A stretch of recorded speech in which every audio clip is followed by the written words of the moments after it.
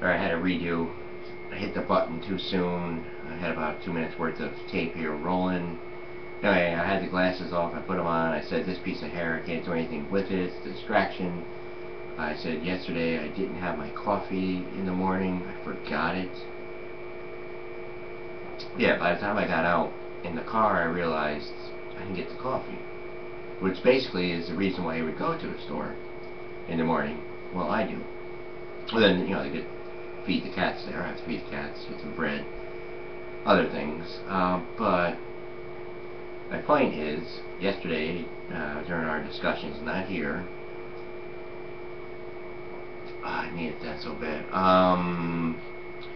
During my discussions, what we had, you know, one thing to remember was, you know, obedience. It's not, if someone you trust that knows your best interest is pounding something over and over to you, and they're giving you eye contact, and they repeat it, you know, it's toothpaste there, and they repeat it over and over throughout, you know, the whole, whatever, hour and a half, you listen. And then another thing we were talking about was distractions. There's always something. And I was telling him, I said, every time I have it, I have this great thought, and then I'll lose it. And then he said, well, why do you think that is? I said, I don't know. And then he said, well, it's probably distractions. Think about that. But it all depends what you're thinking about, too. I mean, sometimes if you're out doing something that, you know, is just something different than what we're supposed to be doing, you have a free pass.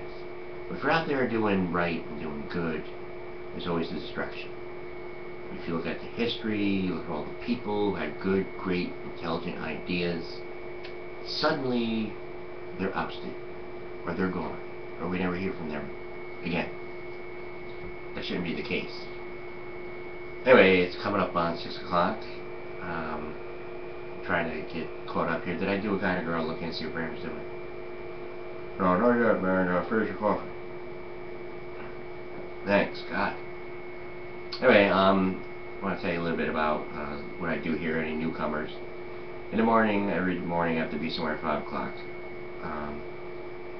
Then I have to be somewhere a little after 6, and then I wrap the show up at 7.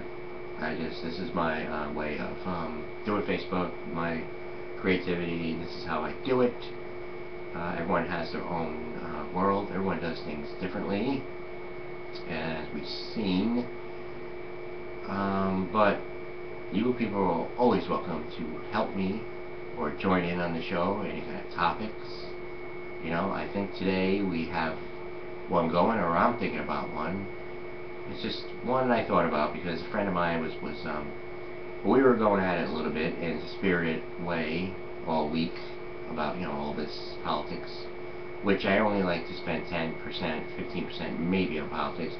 So I think it's an important issue that affects all of us. But he just made me think about something. I was like, you know, this one certain thing, like abortion.